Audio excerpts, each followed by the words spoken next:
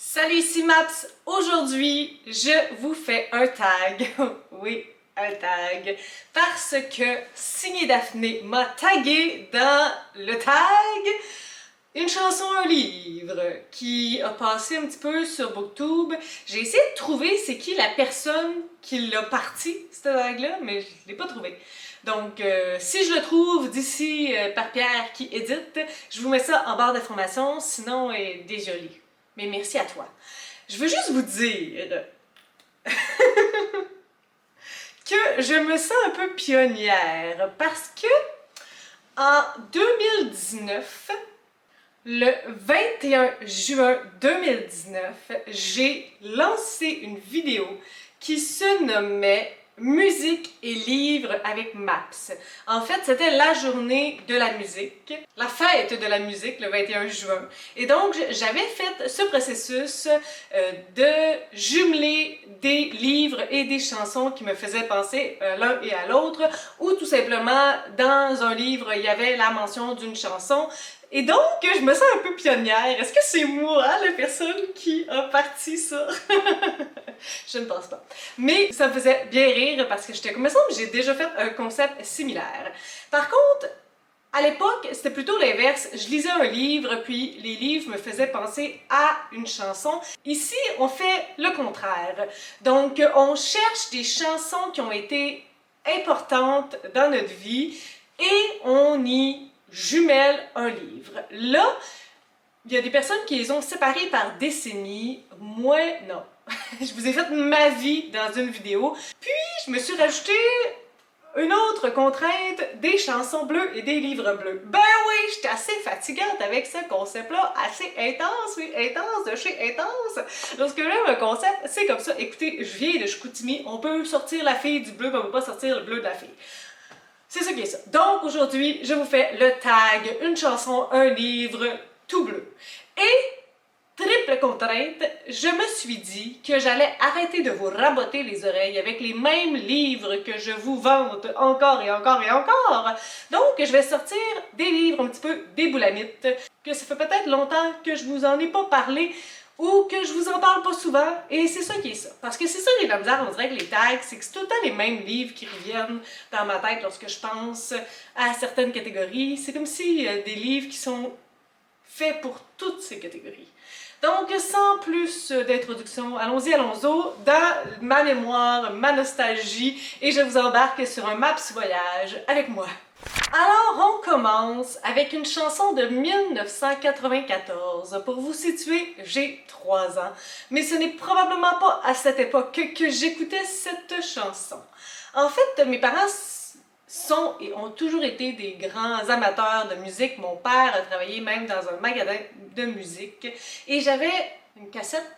Bon, il y a peut-être bien du monde qui ne savent pas c'est quoi les cassettes, mais j'avais des cassettes que je pouvais mettre dans ma machine à cassette dont j'ai oublié le nom. J'avais dans mon rack de cassettes la cassette des bébés. Oui, vous connaissez probablement la chanson « Pourquoi t'es dans la lune ?» Mais moi déjà à l'époque, j'aimais les chansons qui font mal, comme les livres qui font mal. Et donc aujourd'hui, une des chansons qui me rappelle mon enfance et qui a eu une grande signification, et encore aujourd'hui, c'est la chanson « Tu ne sauras jamais des bébés ». D'ailleurs, Ludovic Bourgeois, le fils de Patrick Bourgeois, est allé à La Voix et a gagné La Voix il y a quelques années avec cette chanson-là. Pourquoi tu souris quand je ris? Donc, j'ai décidé de jumeler Tu ne sauras jamais des bébés avec le livre La trajectoire des confettis de Marie-Ève Thuot.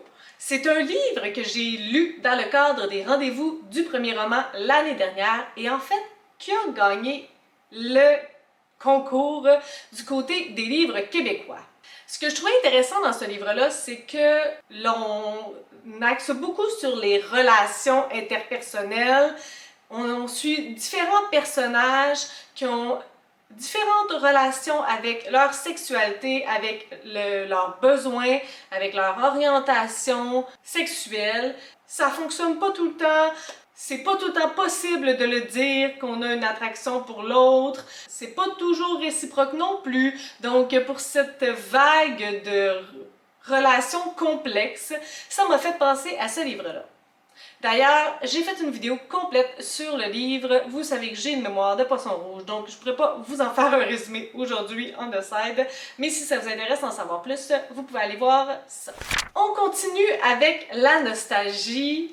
En 1998, il y a un chanteur qui a sorti un CD qui va avoir et qui a eu un impact vraiment important sur ma vie. Retournons en 1998, j'étais au Saguenay, j'habitais sur la rue Alphonse-Desjardins. On avait des petits voisins de mon âge et je sais pas ce qu'on faisait, on est surtout dans la piscine, mais c'est vraiment des souvenirs forts dans ma tête et dans mon cœur, je ne sais pas pourquoi. J'étais allée au magasin de CD avec mon père, puis je sais pas pourquoi, si c'est mon premier CD que je me suis acheté ou... Nul ne sait pourquoi ce CD-là est arrivé dans ma vie. Mon père ne se souvient même pas d'être allé l'acheter avec moi. Et c'est le CD d'Alan Théo. Tu sais, dans le temps, le Lola, n'oublie tout, ne rêve pas, mais regarde autour de toi, les gens ne vivent pas comme ça. Lola. Mais moi, c'est pas celle-là qui a été la plus touchante dans ma vie. D'ailleurs, à cette époque où j'avais 5, 6, 7 ans, il y avait des petits voisins en avant, dont mon petit chum de l'époque. C'est là que j'ai embrassé un gars, sa bouche la première fois, on s'est cogné les dents. C'était désagréable, j'ai pu faire ça pour un bout. Mais cette chanson-là a toujours eu une grande importance dans ma vie. Il y a des mots en anglais, puis moi, je connaissais pas l'anglais, fait que ça va être des nananana. Emmène-moi, I know you wanna give it up. There's no easy way to say I'm gonna make my love for you. Emmène-moi. À toutes les fois que j'entends cette tune-là, j'ai le goût de pleurer. Je sais pas pourquoi, c'est comme ça. Donc il me fallait un livre chargé d'émotions qui puisse aller avec cette chanson chargée d'émotions. Et le match que j'ai fait, c'est avec Naufrage de Biz, qui est un livre qui m'a vraiment frappée la première fois que je l'ai lu. J'ai pas entendu énormément d'opinions similaires à la mienne. Il y a plusieurs personnes qui m'ont dit qu'ils n'avaient pas vraiment embarqué, mais moi c'est un sujet qui m'a vraiment frappée. Pour moi c'est la vie qui va vite, puis on a une situation parfaite, l'amour ça va bien, le travail ça va bien, mais rapidement il y a quelque chose qui peut nous faire glisser puis tout s'effondre. Puis ce livre-là pour moi c'est vraiment ça, la force du moment présent, la force de ça peut se détruire demain, donc profitons-en. Il y a vraiment quelque chose de très fort pour moi dans ce livre-là. Encore une fois, je vous envoie vers ma critique si ça vous intéresse d'en savoir plus. Mais j'ai joint Alan Théo, emmène-moi avec Biz Naufrage. Encore en 1998, je vous parle des colocs. Et cette chanson-là, ce n'est encore pas une des plus connues nécessairement ou une des plus joyeuses des colocs. Mais c'est celle qui résonne le plus avec moi. D'ailleurs, je me trouve très chanceuse parce que il y a 2 ans, au Festival Outaouais en Fête, les colocs sont venus et ont joué. Et j'étais là et je les ai vus et j'étais comme « wow, incroyable ». Mais la chanson pour moi qui résonne le plus, c'est « Tassez-vous de là ». Tassez-vous de là, il faut que je voie mon chum. Ça fait longtemps que je l'ai pas vu, il était pâté, il était pas là. La fois que j'ai parlé son cœur était mal à manger. Sa tête était hors de netto, il était pas beau.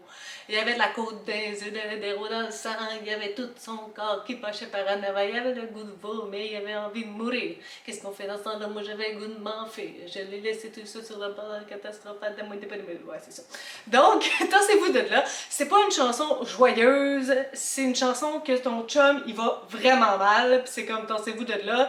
Lorsque j'aurais dû être là, j'y étais pas. Ça m'a fait penser au livre Les Suicidés d'eau claire d'Éric Mathieu. C'est un livre vraiment dark. Ça commence avec un suicide familial collectif et on embarque dans ce livre-là et c'est juste noir, une famille seule, des parents avec pas vraiment d'amis, pas vraiment personne qui peut les aider, des enfants victimes d'intimidation. Il y a vraiment, là, c'est lourd, c'est lourd, c'est lourd, ils sont seuls et c'est là qu'on voit le processus qui les a menés à ce suicide familial collectif. C'est pas facile. On saute une couple d'années pour aller en 2004. Moi, je suis une grande fan des gens qui ont du talent. Je me considère pas nécessairement comme une groupie, mais j'apprécie beaucoup le talent des gens.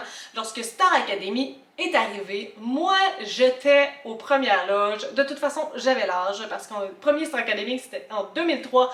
J'avais donc 12 ans. Donc, et c'est pas fini, c'est rien qu'un début. Mais c'est pas cette chanson-là dont je vais vous parler. Je vais vous parler d'une chanson de Marie-Mé qui est probablement une des moins populaires de son album, mais c'est une chanson qui résonne tellement avec moi. Elle a résonné plus tard, pas dans ces années-là. Je me sais plus ça fait combien d'années, mais un de nos amis du conservatoire, un musicien, s'est fait frapper sur la rue pendant qu'il marchait et il est décédé. Et cette chanson-là m'a toujours fait penser à lui. Je sais pas si je l'ai écoutée après cet événement-là, mais elle résonne et à toutes les fois que je l'écoute, c'est aussi sensible. C'est la chanson « Chanson pour hier et demain » de Marie-Mé. Je veux pas qu'on dise que t'es bien mieux là-bas. Je veux pas qu'on dise que la vie c'est comme ça. Je voudrais plus voir, j'aimerais mieux plus sentir. Je veux surtout pas croire que c'est des choses qui arrivent. Bon, j'ai pas une super belle voix là, mais c'est ça, cette chanson-là. Donc j'avais besoin d'un livre qui me fait un peu le même effet, qui est comme coup de poing, qui est sensible. Et j'ai pensé à La Lumière Blanche d'Annick Poitras. D'ailleurs, tu sais, Sarah, c'est un personnage flamboyant qui tombe en amour dans un genre de relation amour-haine au départ. Là, je veux, tu veux pas, je t'aime, tu m'aimes pas. Puis lorsqu'elle se laisse aller à ses émotions, il y a une fin tragique pour notre cher Serge. Donc, ça m'a fait penser à ce livre-là. On avance encore dans les années, on s'en va en 2009, encore avec un candidat de Star Academy que j'aime profondément. Sa voix, il pourrait chanter n'importe quoi, j'aurais des frissons, et je vous parle de Maxime Landry. Lui-même, c'est une personne avec une histoire quand même assez triste, mais il n'y a rien qui me bouleverse plus que l'entendre chanter la chanson Cache-Cache. C'était ma cachette préférée, là où je t'attendais tapis, sans respirer ce qu'étaient tes pieds. Mais j'avais peur que tu m'oublies, alors je bougeais pour que tu me vois. Tu me disais, ça y est, te voilà. Là, si je modifie les mots, là, c'est très normal, je connais aucun mot d'une chanson. J'ai modifié tout le temps. J'avais comme besoin d'un livre, d'une histoire avec... l'histoire de Cache-Cache, c'est un parent qui s'est suicidé, un enfant qui le cherche. J'avais besoin un peu de cette ambiance-là pour jumeler à cette chanson-là. Je l'ai donc jumelée à Sans rien ni personne de Marie Laberge, qui est un cold case, mais ils vont vraiment courir après une personne très longtemps. Et il y a un enjeu avec une mère et sa fille, une mère qui va chercher sa fille pour l'éternité. Donc, je trouvais qu'il y avait quelque chose de similaire dans l'ambiance. 2010, toujours avec Star Academy. On s'en va avec William Deslauriers. C'est une des rares chansons quand même pas pire. Pas trop triste, là, comme assez joyeuse. Et c'est la chanson Marie. Je sais pas pourquoi, mais j'ai toujours l'impression qu'il chantait ça pour moi. Parce que moi aussi, Marie, ma Pierre, André Simon. Comme une claque, c'est festé, arrivée telle une déesse. C'est toi qui dors. En tout cas, vous voyez que je connais les paroles. J'avais besoin donc d'un livre assez comme doux, assez léger, mais qui parle d'un sujet un peu comme l'amour, que ça se passe ou que ça se passe pas vraiment, que c'est juste la vie, mais quelque chose d'assez léger. Ça m'a fait penser au livre Fée aime Fée d'Amélie Dumoulin, qui est la rencontre de fées et de fées qui ont de l'attirance l'une envers l'autre, mais c'est plus complexe que ça. Si seulement ça peut être si simple. Les deux ont leur originalité. Et on est en découverte de soi, on est en découverte de l'autre. Et l'écriture d'Amélie Dumoulin, elle est délicieuse. Donc, c'est le jumelage que j'ai fait. On retourne dans le deep. Et là, vous voyez pas pantoute où je m'en vais avec Manu Militari. Oh oui! M-A-N-U, military. Votre fait, crime d'adore, moi j'écris la vie. Marie humaine, nanana. Lui aussi, je l'ai vu au festival Ottawa en fait l'année passée. La basse, oh my god, au plafond, j'avais le corps qui vibrait. C'était intense, s'il vous plaît. Mais c'est pas la chanson que j'ai choisie. J'ai choisi Ours mal léché. C'est elle que je trouve la plus rentre-dedans, la plus dure. Et pour équilibrer cette chanson dure, j'avais besoin d'un livre avec des sujets durs. J'ai choisi Et j'ai crié sur les murs de ta ville de Maï Sénécal. On a un monde qui est la prostitution, on a un personnage qui a vécu des trucs pas mal rough. Je trouvais que ça allait de pair. Toujours en 2012, parce que la chanson de Manu Militari aussi c'était en 2012, lui c'est mon préféré de tous les temps, je pense. C'est Karim Ouellet. J'ai eu du mal à choisir une seule chanson de Karim Ouellet parce que je suis comme, j'aime toutes. Il pourrait chanter tout ce qu'il veut, j'aimerais ça. Je l'aime d'amour. J'ai choisi Les Brumes. Prends ma main.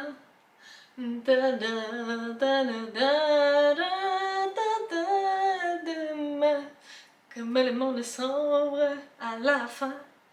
Ne n'ai plus peur de rien. Bon. Toujours du monde. La marée qui monte. C'est-tu la chanson Les Brumes, ça? Donc, j'avais besoin d'un livre un petit peu avec cette même atmosphère, que c'est pas vraiment super facile, mais en même temps, il y a quelque chose de ça va bien aller, puis le temps va passer et arranger les choses.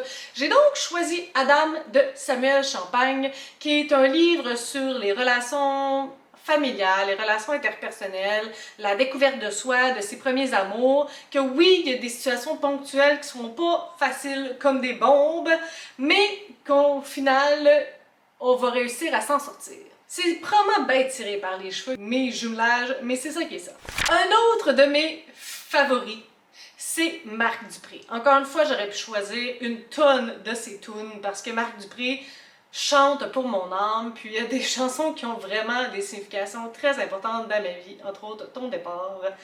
Mais c'est pas de elle que je voulais parler, je voulais quelque chose d'un petit peu plus joyeux, encore une fois, parce que j'en ai pas tant que ça, et j'ai choisi la chanson Aimons-nous. À toutes les fois, là, aimons-nous, dans le chaos du silence, aimons-nous, ouais, c'est pour ça que j'ai pas fait Star Academy. J'avais donc besoin d'un livre feel good qui me ferait du bien autant que cette chanson-là. Un livre que j'ai ri ou un livre qui me met le sourire d'en face. J'avais pensé à Oser pour soi de Sandra Dussault, mais je vous en ai parlé vraiment beaucoup. Donc, grande surprise, je vous place une pièce de théâtre que j'ai lue récemment et que j'ai trouvé drôle. Les grandes chaleurs de Michel-Marc Bouchard. L'histoire d'une mère qui sort avec un petit jeune, puis là qui veut pas trop le dire, son petit voisin qui arrête pas de la croiser, puis là elle a dit que son mari il est encore là, puis ses enfants qui arrivent, Louis puis Louisette, puis des situations complètement loufoques qui se passent. Ça m'a fait penser à cette pièce de théâtre-là. Andréane Amalette, c'est une autre candidate de Star Academy que j'aime abondamment. J'écoute ses CD, j'aime toutes ses chansons. Ça a été dur d'en choisir une seule. De son album sorti en 2014, j'ai choisi la chanson Eddie. Si on partait encore sur un nowhere, avec l'amour on trouverait quelque part dans le Tupperware. Qu'est-ce que t'en penses?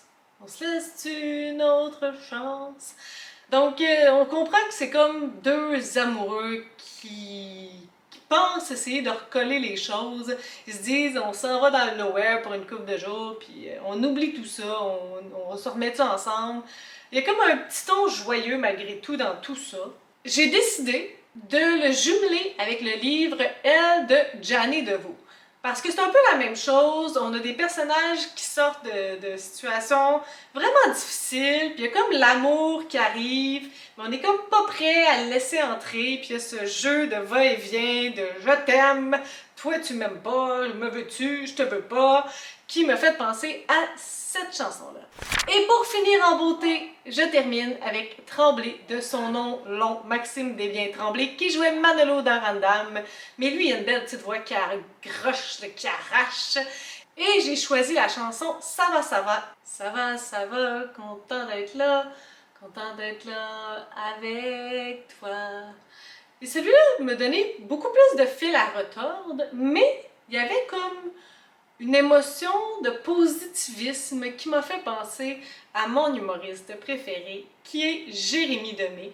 Et il a publié 2 livres, La liste et La liste, la suite.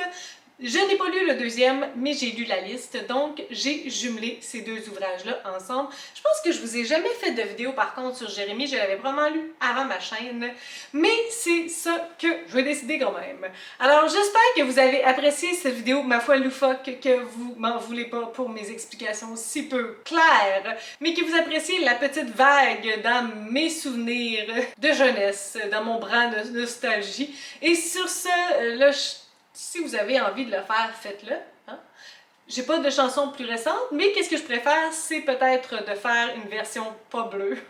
De choisir des chansons et des livres qui ne sont pas des chansons qui ne sont pas québécoises et des livres qui ne sont pas québécois, mais qui ont eu une grande incidence dans ma vie ou que j'aime abondamment. Je préfère ça si vous y tenez, là, dites-moi ça en barre d'informations.